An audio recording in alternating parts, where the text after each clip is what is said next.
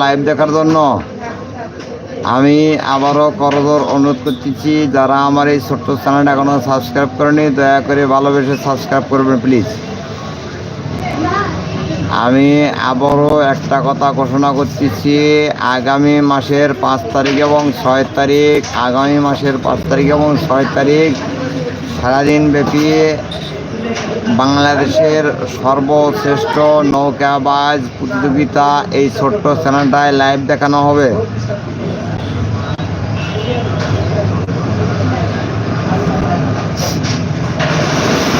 আমি আশা করব